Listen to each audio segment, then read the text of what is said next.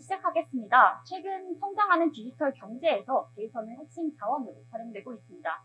이에 발맞추어 각국의 데이터 이동 제한 조치를 철폐하고 국제적 합의를 통해 기존 WTO 체제에 합치하는 명문화된 규정을 마련해야 합니다. 저희 찬성 측은 다음 세 가지 근거로 국경 간 데이터 이동의 자유 보장을 주장합니다. 첫째, 데이터 이동 제한 조치는 디지털 경제의 무역 장벽으로 작동합니다. 데이터의 국경 간 자유로운 이동은 디지털 무역 활성화를 위한 전제 조건입니다. 따라서 데이터의 자의적인 역의 이동 제한은 위장된 보호무역 수단으로 활용될 가능성이 높습니다. 특히 대외경제정책연구원이 실시한 설문조사에서 한국 기업들이 디지털 무역의 핵심 보충으로 꼽았던 해당 국내 종속업체와의 차별 대우, 개인정보 보호에 대한 엄격한 규제 등의 문제 역시 해결할 수 있습니다. 둘째, 자유로운 데이터 이동은 무역 활성화 및 부가가치 창출 효과를 불러옵니다. 데이터 이동 제한은 단위 비용을 상승시켜 각국의 생산과 무역을 저해합니다. 한국무역협회 조사에 따르면 데이터 제한 조치가 1포인트 증가할 때 총 무역 생산량은 7% 감소하고 생산성은 2.9% 하락합니다.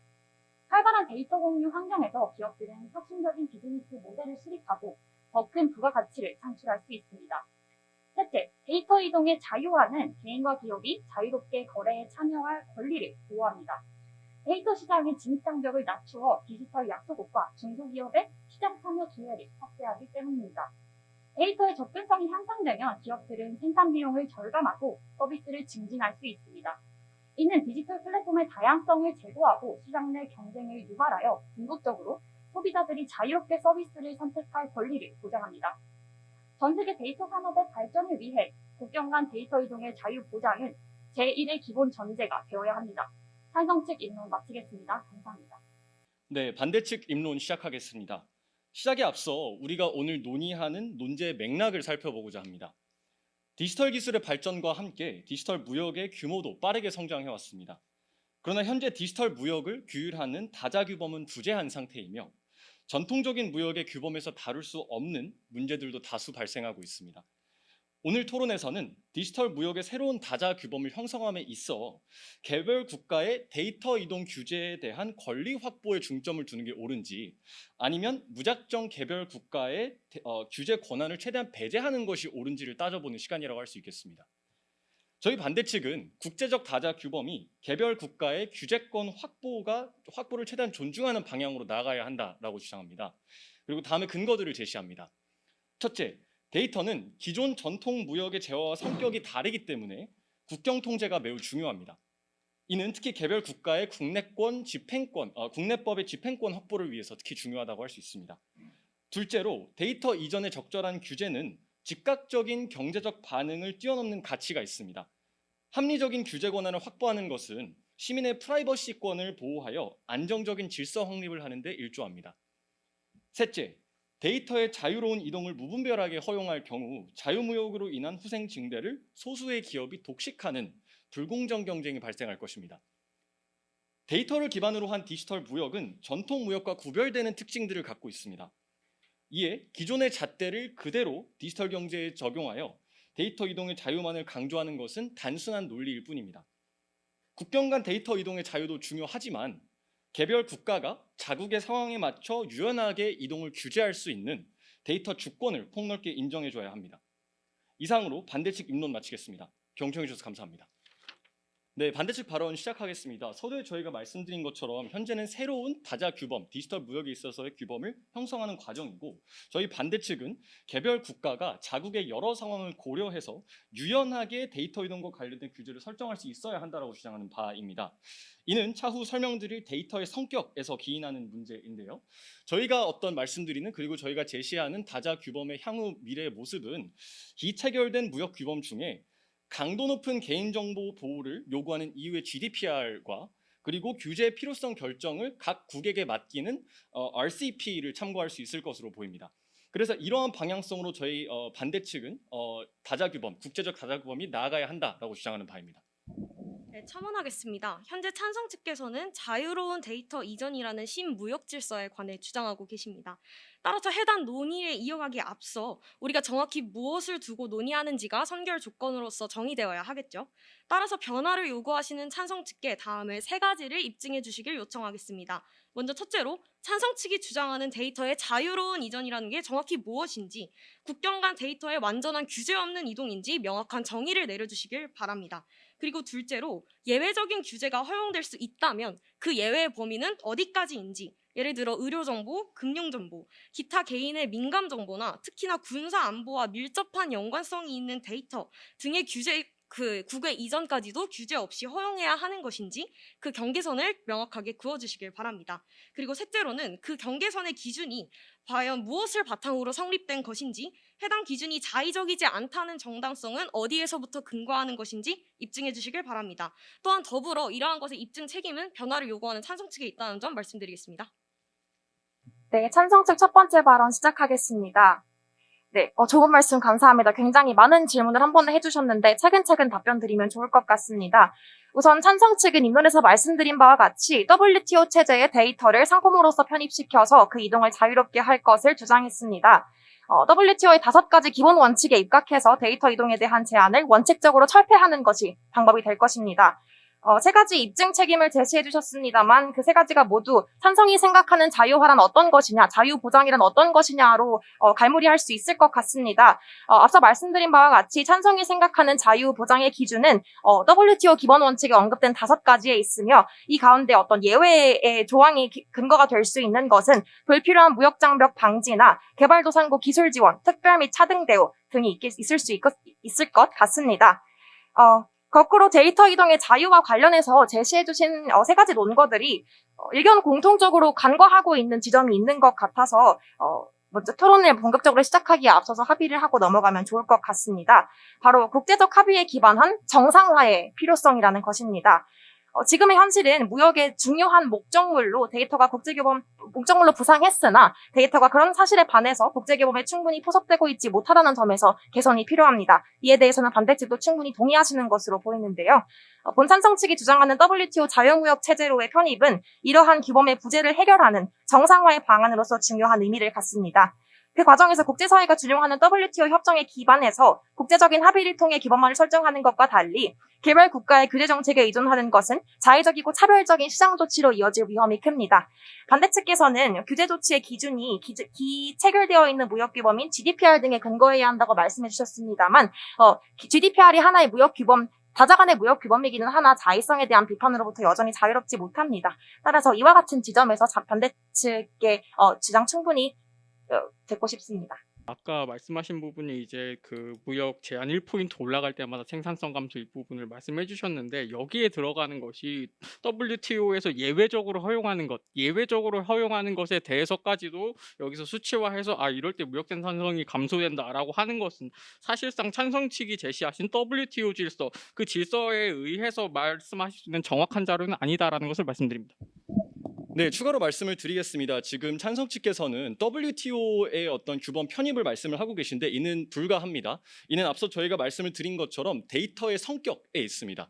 데이터의 성격, 즉 WTO가 다뤘던 전통적인 무역 재화들은 지금 다루고 있는 데이터의 성격과 많이 다릅니다. 이것은 데이터, 특히 개인정보나 민감정보 같은 경우에는 우리가 현대사회에서 기본 인권으로 취급되고 있는 어떤 인격권이라든지 아니면 사생활의 보호 등의 어떤 밀접한 관련이 있습니다. 그래서 대부분의 선진국들이 지금 개인정보 자기결정권을 확대하는 방향으로 나아가고 있죠. 그렇기 때문에 데이터라는 것이 굉장히 기존 재화에 비해서 또 예측 가능성이 떨어지는 문제, 따라서 남용 가능성이 있다는 문제도 있기 때문에 과거 어떤 기타 무역 재화에 적용되었던 WTO 규범을 디지털 무역에 그대로 적용하는 것은 무리가 있다고 저희는 보고 있습니다.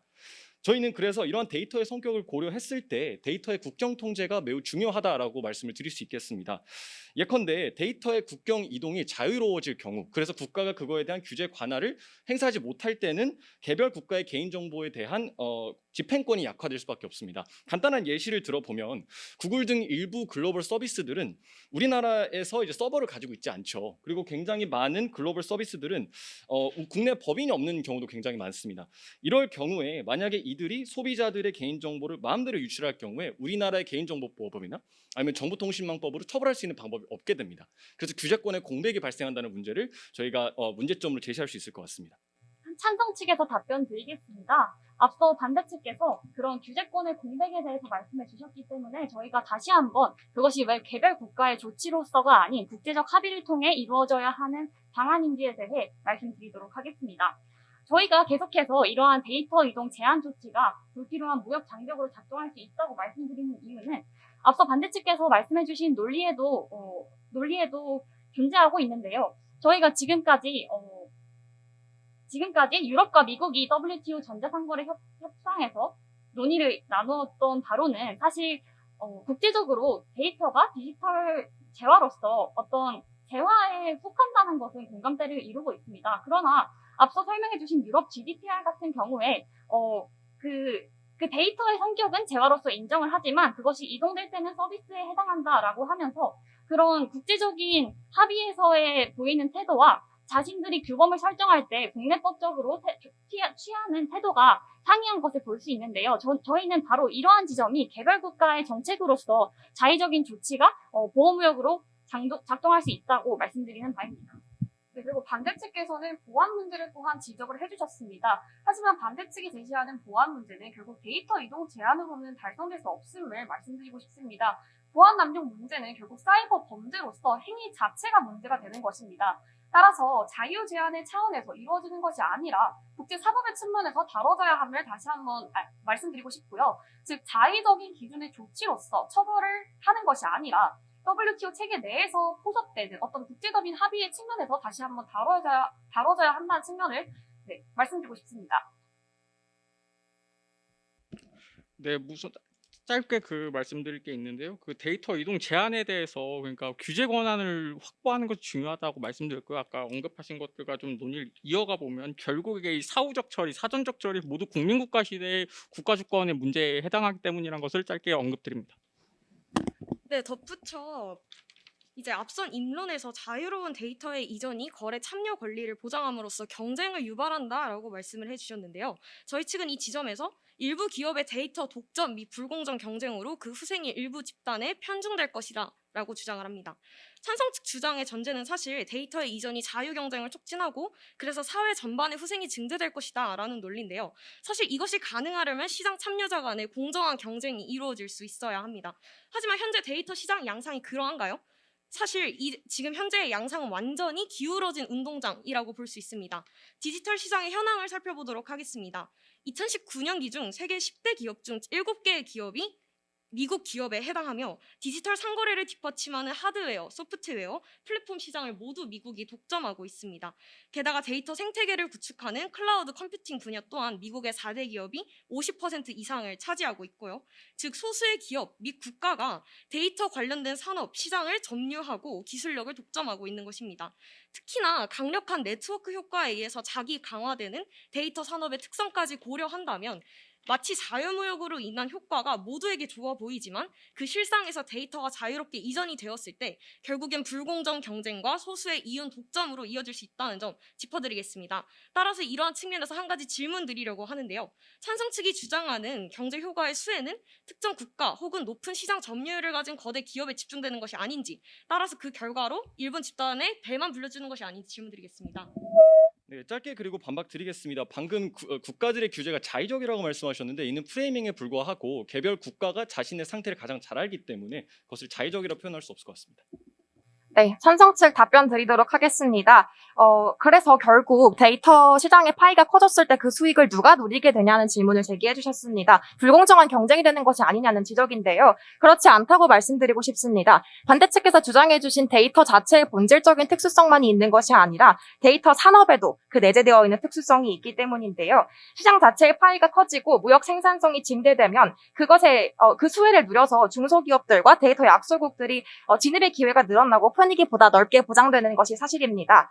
일반 유형의 재화와 달리 데이터 산업 데이터 산업은 그 특수성으로 인해서 멀티호밍이라는 현상이 빈번하게 일어나는 환경입니다. 멀티호밍이란 여기서 같은 데이터 서비스를 서로 다른 2개 이상의 데이터 플랫폼에서 동시에 누리는 소비자들이 발생하는 현상을 일컫는데요. 이러한 현상은 뭐 단순히 어떤 지역적인 일부의 예시로서 존재하는 것이 아니라 데이터 산업이 하나의 플랫폼 혹은 하나의 산업의 서비스 제공자를 누리면 다른 서비스 제공자를 누릴 수 없게 되는 이런 배타적인 시스템이 아니라는 그런 본질적인 특성에서 기인합니다. 그렇기 때문에 데이터를 처리하는 기업들, 데이터 플랫폼 기업들은 상호의 대체제의 관계에 있는 것이 아닌 보완제의 관계가 있다는 점을 다시 한번 말씀드리고 싶습니다.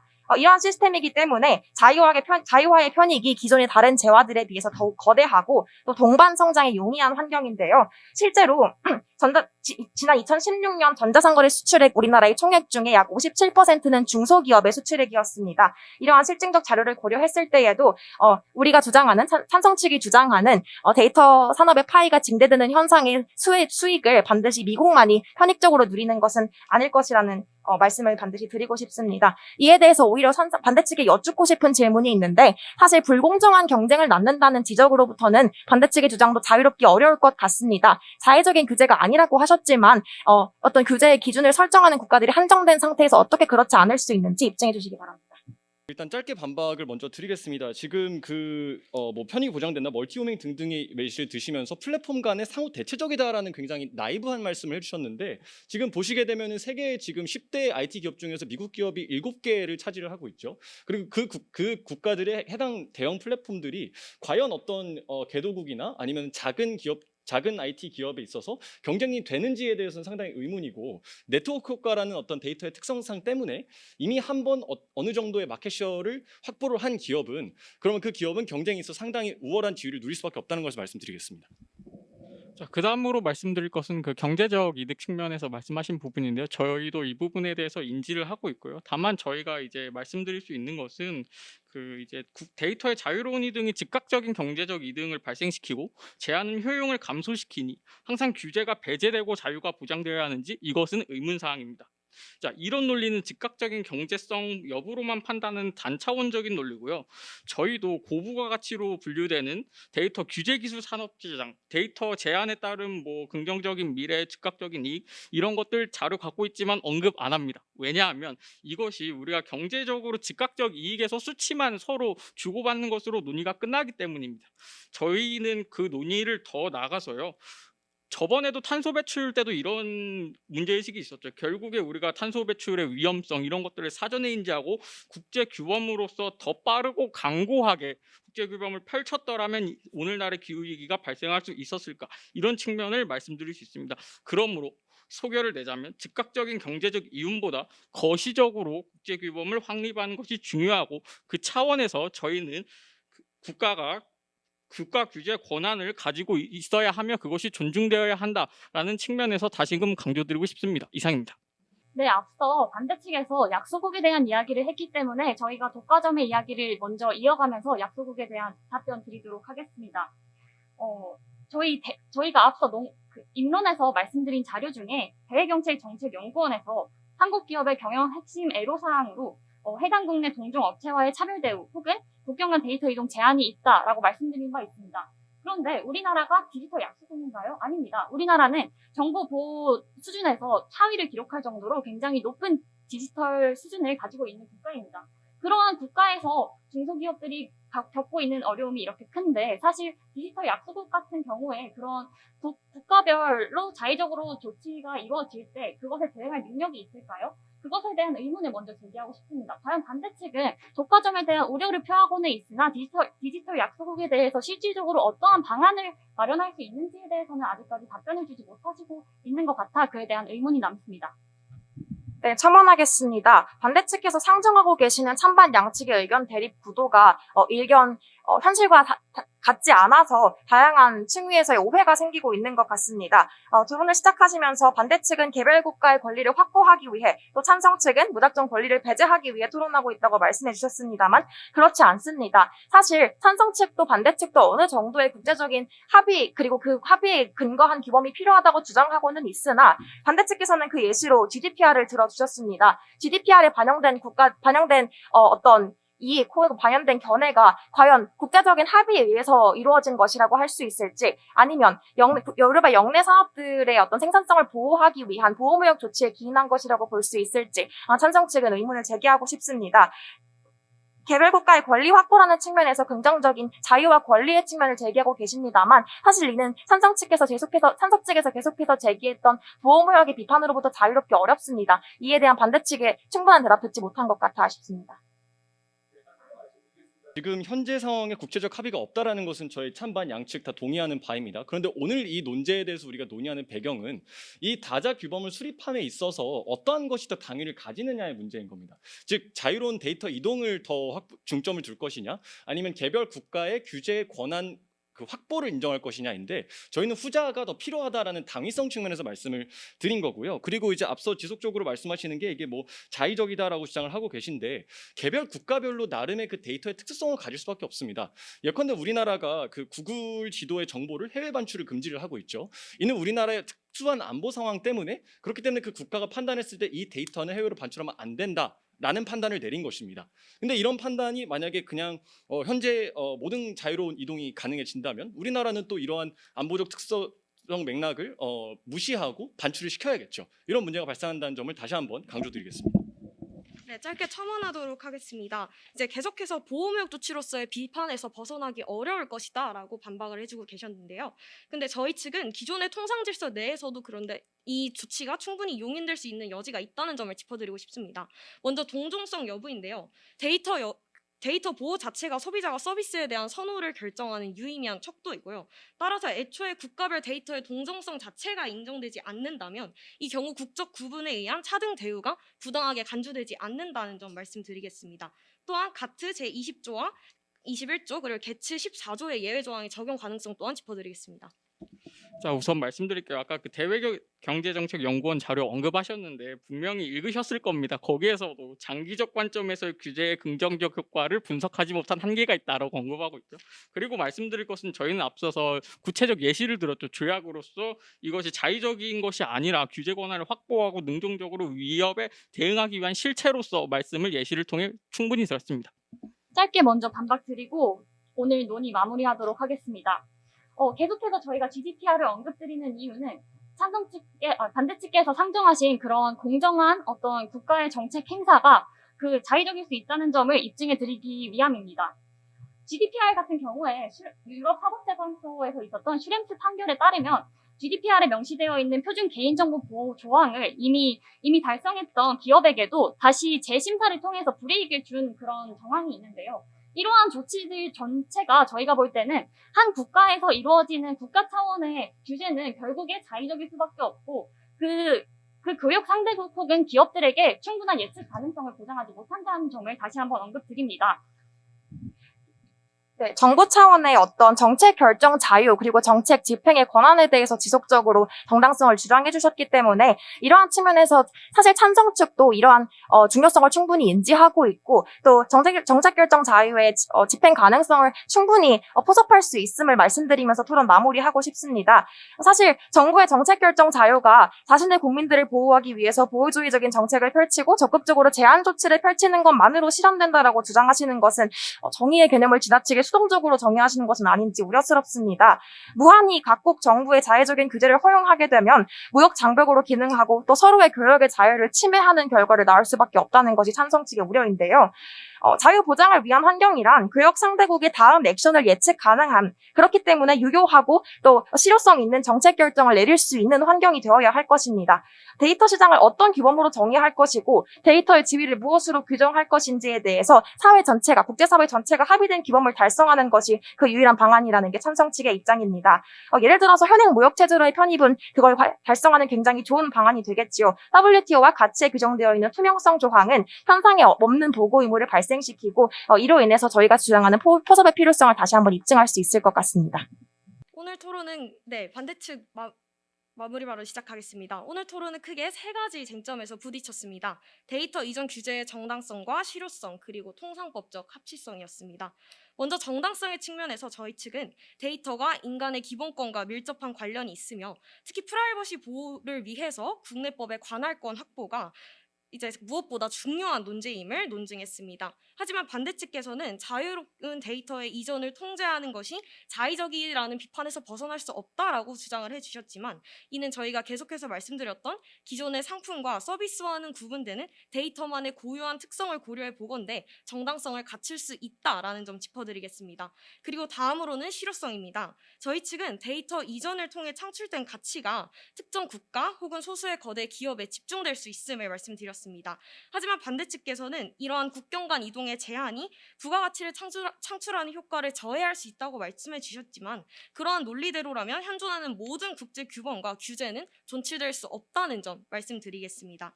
다음으로는 통상법적 합치성이었습니다. 저희 측은 데이터 이전에 대한 규제가 현재의 통상질서 내에서 충분히 용인될 수 있다는 점을 앞서 논증한 바 있습니다.